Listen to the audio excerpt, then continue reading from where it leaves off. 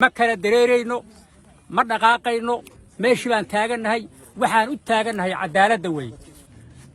baarayaal ka socdo maxkamadda ciidamada qalabka sida inay dileen ba halka laga cadeeyay war xitaa waxana la qoriyo wiilkiina waa la aasa oo waa dhinta cidna wiilkiina waa la aasa cidna tirmale waa iska soo kacnay war wiilku waa la aasay meesha lagu aasay aan raadino meel meeshaan wada dhexdeeda waxaan ka hadla hog yar oo ka qadan oo liir meeshaan wiilku lagu aasay sidii muslimka loo duugi jiray looma duugin حتى سيدي قالوا لو دوق جري لو بدوق. السلام عليكم ورحمة الله وبركاته. وحا حلقان كسلام هيا ومدى مسلمين تايل والبئي جوغان خاصة وحان الله يا عد والبئو اي قسيسة او ضمير سومالي نما او دقاجين هيا وحان هاتن جوغنا او آسني آذن قارع هبروا دعر او نين مسكينة او دلنيرا او إلا باتنجر او انا وليجيس دالك بنانك او بحين او انا وليجيس قدب بنانك او بحين او انا وليجيس داو بنانك او بحين ومسكينة يعني هدا سوا آسنا nin maskiina oo xaqdi laga galay oo la dulmiyay ya arintiisa hadda u joognaa oo aan raba inaan xaqiiqadeeda sida Ilaahay ugu ogay aan ka hadlayo ana Allah ma ogi cid nafta qaadee aan qof kale ka baqeen cid kalena aan cidna dulminayn midkaasna aan dulminayn dadka dhibaatadan inay geysteen aan ognahayna aan dhibaateyno been aan ka sheegin asar baan tukaday waan weysa qaba cidna been ka sheegi maayo ninkan kiiskiisa oo dhintay Allah u naxariistay kaligiis ma ahan laba nin oo asna ay ilma adeer yihiin يا دولو كحرن غوريغا تاليها نبد سوغيدا gobolka Gado gurigiisay joogan ninka kale oo saddexaan qabrigaas aan hadda ku aasnay nimankan kiiskooda hadaan guda galo maalin madow yaa niman maamulka kamid ah maamul ma ahayn niman nabad sugid ah yaa balaxa wa tagay ninkan dhintay Allah u naxariistay waa la wacay waxa la yiraahdo saldhiga balaxa wa imaw nin Umar dheere la yiraahdo taliyaha saldhiga balaxa waa aha wacay wuu yeeray wuu imaaday wuu soo qaaday markuu soo qaadayna labada nin oo kale saraakiisha aheedo waliba nin darajadiisa oo ku labisan yahay oo nimankii saraakiisha ah xirada ugu sareysay ah yaa inta loo tagay baa la soo qaatay ninka kale labadoodii waa isna darajo nin saddex digla nin laba digla nin Cabdirasaaq Maxamed Shaqaali baa la yiraahdaa ninna Maxamed Xasan Cabdullaahi baa la yiraahdaa labada nin baa la soo qaatay saddexda nin waa saddex nin oo ilma adeer ah waliba ilma adeer laxmiya waliba laba nin baa ilma adeer siya saddex ninna waa ilman ilma adeer oo walaalo ah oo ninka ugu weyn 33 jir u yahay oo indhihi bulshada oo indhihi qabiilada ah waa la soo qaatay nimankii doolow baa la soo aaday doolow magaaladeedii lama aadin doolow nabad sugid bay leedahay ciidanka deegaanka leedahay militariga deegaanka leedahay intaas lama soo aadin nimanka nabad sugidda ahaa iyo nimankii dambi baarista ah maxkamad meesha kama jireen dambi baaris investigation yaa socday lama gaarin maxkamad iyo niman xeer ilaalinta ka socday oo dharka booliiska ku labisnaa nimankii markay soo qaadeen ninka xiran meeshaan oo xirada gorgor la yiraahdo ciidankeeda yaa la keenay raggi waday in nabad sugidda ahaa nimankaas markay ku wareejiyeen nimankii dambiga baarahayay iyo nimankii nabad sugidda ahaa meeshaas gorgor bay isla imaadeen nimankii markiiba u dambeysay aniga 30 daqiiqo ka dambeeyay markii la yiraahdo nimankii waa la qaaday anigu magacaygu waa Cabdiraxmaan Maxamed Shaqaali Cabdiraxmaan Giir Dheere raggaas ilma adeerada yaa ila dhashay walaalkooda aan ahay markaan doolow soo galayna waxa ay raggi walaalahay oo la soo qaaday maxaa lagu soo qaaday xageesa la geeyay war meeshaas la geeyay war kaal ii geeya ma ogi wax ku geenahay wax ii geeyaan way tolkii ehelkii habeen ba igu bariyay oo maalin baa igu gaari intaasna indha ma saaran dadkii ehelkii iyo tolkii nimankii saraakiisha ahaana hal aan la wada hadlayna nin walba muraayadahu dallacda oo niman ehela oo walaalo ah oo niman saraakiila oo saraakiisha ugu sareysay oo nimankii wadankan intaas ka dirirahayay oo intaas joogay oo intaas nabadgelyada iyo hoggaankeeda intaas ka soo shaqeynayay oo ku dhaawacmay oo qaarkood jirkooda qaar uu maqan yahay ayagoo ah yaa inta la soo qaaday yaa niman xamar laga keeno gorgor yiraahdo ragga ciidanka nabadgelyada meeshan jooga kamid ah yaa loo geeyay markii baan ugu dambeysay annagina waxa noogu dambeysay markii balaxa laga soo qaaday maamulka gobolkana waxay sheegeen inay ugu dambeysay markay geeyeen inay jirto iyo in kale Ilaahay baa garanaya taas bacdigeed waxaan u sheegayaa madaxweynaha qaranka Soomaaliyeed Mudane Xasan Sheekh Maxamuud wasiirada iyo xildhibaanada deegaankan u dhashay nooc walba yihiin iyo cid walba ay qusayso waxyaalaha Ilaahay naftiisa uu ka xarimay waxa ka dulmiga ninkaas masiinka waa la dulmiyay kuwa kanana waa la dulminayaa waana la silciyay waana la dhibay dadkii masaakiinta 90 kiiloomitir min afarta geesay dadkii ehelka ka imaadeen waa la dilay wax lagu dilay ma naqaan waa la haystaa wax lagu haystana ma naqaan waa laga shakiyay war Ilaahay baa in ku dhaarshay waa laga shakiyay wuu dhinta waa laga shakiyay waa la haystaa waligan xagee ku aragteen dhaqan Soomaalina ma aha dhaqan muslimna ma aha dhaqan gaalna ma aha wax uu yahayna garan mayno dilkii ninkan lagu dilay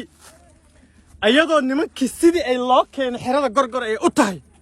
oo aan sidii u sugayno wax noo geeya aan la'anahay oo nin walba uu leeyahay waa u tageynaa uma tageena iyo looma tegi karo iyo looma dhawaan karo xitaa inta lama siin karo la leeyahay yaa hal saac 2 daqiiqo waxaa naloo soo sheegay aadan gaari xabarwaa ayadoo dembiga laga baarahayo jujuub dartiisana u dhintay baa naloo sheegay waan soo baxnay waan soo firxadanay cid nala hadashay iyo cisay wax u dhaceen noo sheegtay ma jirin meel annagoo iska tuuran baa nimankii warbixin bay noo keeneen warbixintuna waxay ahayd in ninkii wax jirdila aysan ku oolin ninka dilayna uu xiran yahay oo uu silaysan yahay garabka ka yara muruxsanmowgii wax kalena aysan ku oolin buu noo sheegay warbixintana waa qaadanay oo uuna la hadlay shuuta uu la hadlay taliyihii booliiska yaan kala qadqaadin hoggaanka ciidamada dhan oo la hadlay yuu noo sheegay arrintaana la dhammayn doono ninkaana wuxuu sharci qaba la waafajin doono 6 saac ha gaaray maxkamadda imaanayso la sugi doono labadaa nin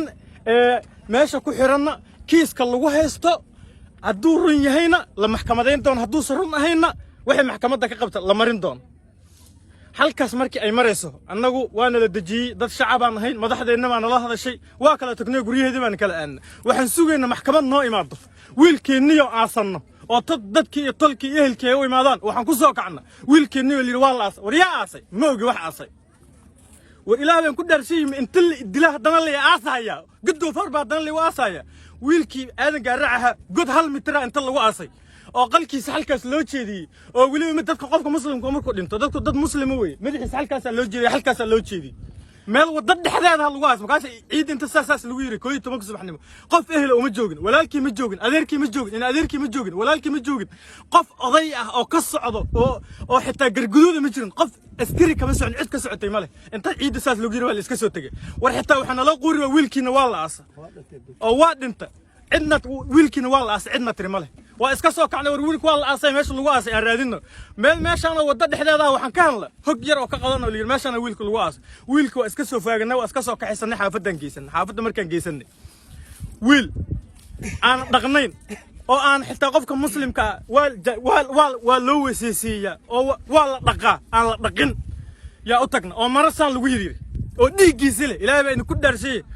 wuxuu ku dhashay geed weyn korkeeda waa nin reer daawo ah waa qof muslim oo Soomaali ah waa nin deegaanka ma waa nin dhalinyaro oo 22 jir ma u qalmaa nin damiir Soomaaliyeed leh waa walaalkii uma dhahay qof walba Soomaali oo muslim oo saas loo dulmiyo damiirkiisa san ugu dhaqaaqi laha ma u qalmaa in saas la yeelo waa maya uma qalmo mana u qalmi doono waxa uu istaahilana ma ahayn wiilka waan soo qaadnay xaafadan geysan xaafada markaan geysanay waxaan aragnay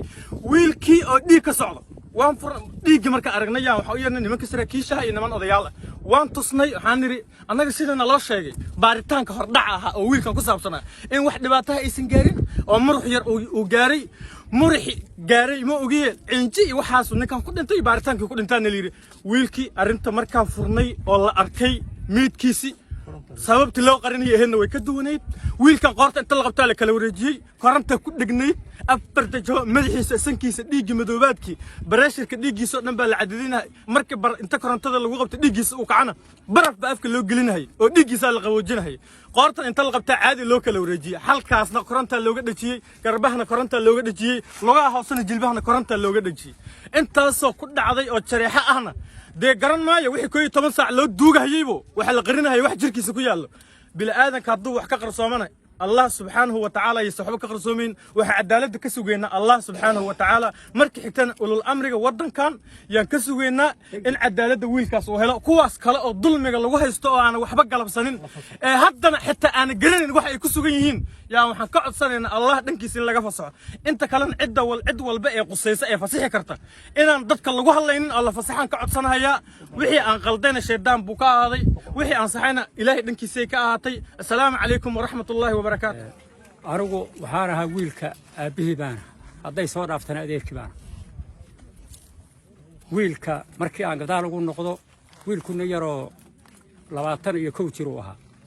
كوي لواتن شربوها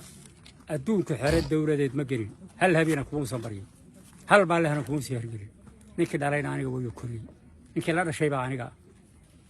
هبين هرا وحال يقول ويلك هاي ولا صوّدا بل حاول كصوّدا بل حاول يا لك صوّدا هذا ويدي واحد دمبي على أي شيء ظلم بالغو صوّدا إن ظلم بالغو صوّدا بالله يقول شيء هذا صوّكعي وحارو بيت أسقي وحارة والد دري كبس وجاري وضيجي سبارة أبيه بارة intaasaan daba jooga waxaan u dirsaday iyo wuxuu igu maqnaana ma jiraan dhigtaa la soo qabsaday waa la maaga anigu ma sii gelahayo hadalku naxwad hadduu lahaa rag horaa ka hadlay waxaan rabnaa haddii aan beeshi nahay ninkaasu ka dhashay beeshii baan tuuranna xaqdarro fool xun oo dulmi ah yaa nugula dilay waxaan rabnaa wixii ay qusayso oo ama dawladda heer madaxweyne iyo heer federaal iyo heer ilaahay idinkii maxkamad waxay noqotaba dembiga intaas leeg oo wiilkaas yarka oo miskiinkaa lagu dilay waxaan rabnaa cadaaladda in laga sameeyo cadaaladda in wax looga qabto haddii la waayo oo arrintaas ayadaa la waayo wixii deegaankaas ka dhaco wixii mas-uulka ka noqon lahaa haddana waa loo baahan yahay ma kala dareerayno ma dhaqaaqayno meeshii baan taagannahay waxaan u taagannahay cadaaladda weeye haddii cadaalad la waayo oo cadaaladdu ay burburto oo wiilkii ilaahay idinkii xoolaha ku raacay saas la yeelahayo cadaaladdu ma jirto waxaan rabnaa dawladda soomaaliya waxay ay ku midoobi kartaa cadaaladda la arkaa cadaalad haddaan la arag oo ilmihiisa qayrkaayo xoolaha la joogay saas la yeelahayo cadaalad ma jirto annaguna meesha baan tubanna waxaan sheegaynaa oon idiin sheegaynaa annaga meeshaas ma dhaafi karno beeshi baana deegaanna waana haddii aan nala qancinin oo sharciga nagula qancinin oo ninkaas gacan ku dhiglaha wiilkaas inta maagay asagu jeebkiisa ka dilay aanan helin haddii wixii meeshaas ka yimaado dembigeeda wixii mas-uulka ka noqon lahaa unbaa loo baahan yahay assalaamu calaykum waraxmatullahi بسم الله الرحمن الرحيم الحمد لله رب العالمين والعاقبة للمتقين ولا عدوان إلا على الظالمين وأشهد أن لا إله إلا الله وأشهد أن محمد رسول الله عبده ورسوله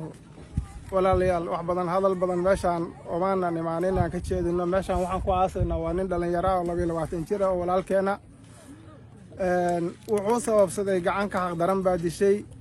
قعان تاس oo lagu sheegay inay tahay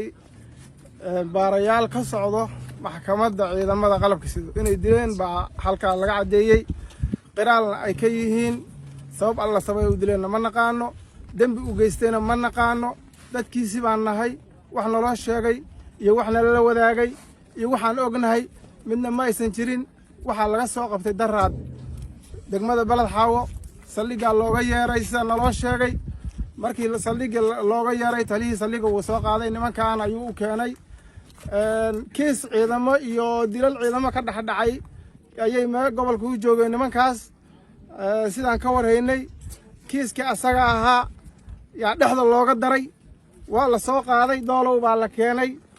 saldhigii laguma xirin saldhigii balaxaawo laguma xirin dadkiisii ehladiisi waxba lama wadaagin shala anigu war dadkii ka daba yimid baan ka mid ahaa xala hal saacna waxaa la yidhi ninkii waa la dila intaasna ma aanan arag xero meeshaan oo ciidamadu ku xiran yahayna la yidhi oo raggii lagu hayaa asagii laba nin oo kale ay walaalo yihiin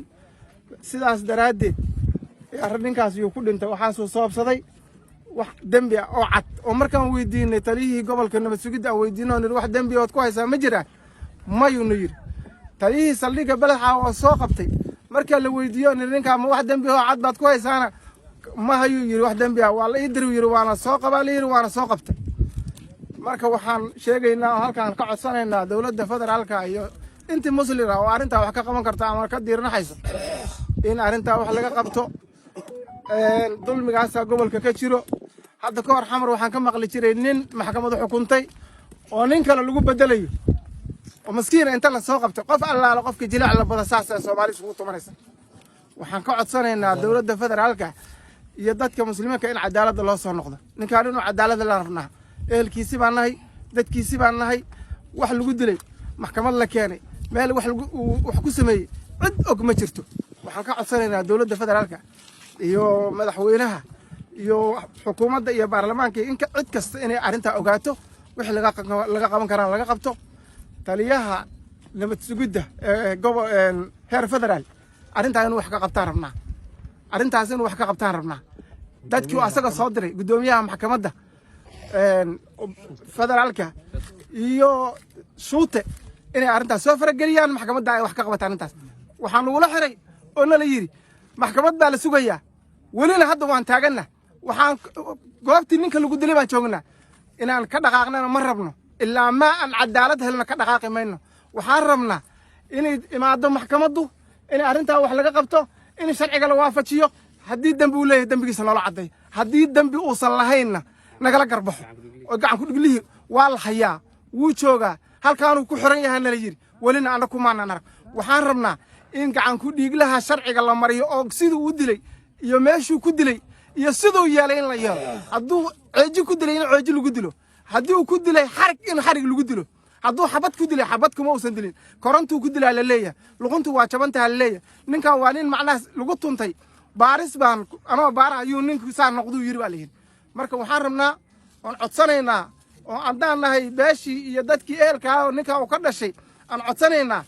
in aan cadaalad helno oo loo soo noqdo cadaaladda iyo ilaahay diintiisa subxaana wa tacaala bismillaah awal horta waxaan dad islaam ah xaq allahna waafajiyo intaa kadib waxaan nahay beeshaan degan deegaanka nimankan saddexda ah oo walaalaha ah oo ilma adeerka ah oo isku familka ah oo saddex oday kala tirsanin lagu dulmay hadduu ciidan dawladeed yahay iyo hadduu shacab yahaybo waa dulman yihiin mid dhintay dulan buu ku dhintay midka nool oo naftu ku jirtana dulan buu ku maqan yahay midka nool oo naftu ku jirtana waa dulman yahay waxaan rabnaa wax walba ilaahay baa jahadiisa laga helaa nimanka dalka u dhintay oo u burburay oo adimahoodu u maqan yihiin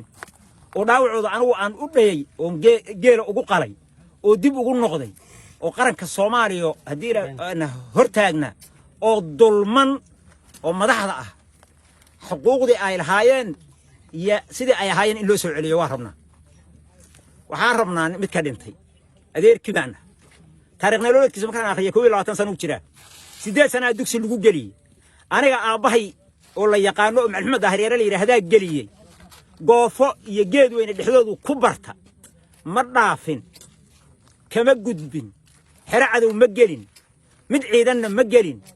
gurigii walaashi oo uu joogayna waa laga soo qabsada gurigii walaashi oo uu joogayna waa laga soo qabsada meeshii la geeyayna waa lagu dilay haddaan dad islaam ahanahay ama dad Soomaali ahanahay ama dad isu diirmahayanahay ama dad iska jirnaha haya aan nahay ninka u dhintay qaranka Soomaaliya oo u burburay oo ishu u maqan tahay oo gacantu u maqan tahay oo lugtu u maqan tahay oo la xaqirahayo in xaqirka laga qaado waa rabnaa midkay yar oo dugsi quraanka ka soo baxay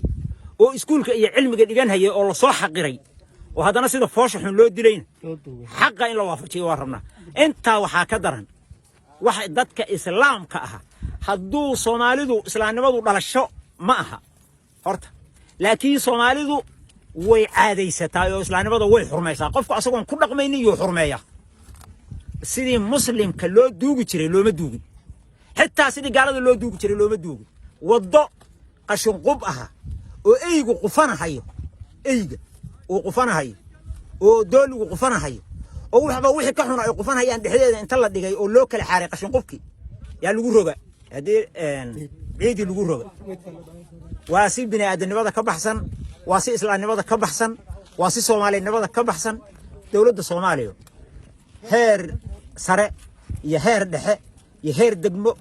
intaba waxaan ka cabsanaynaa inaan xaq helno. Assalaamu alaykum wa rahmatullahi wa barakaatuh.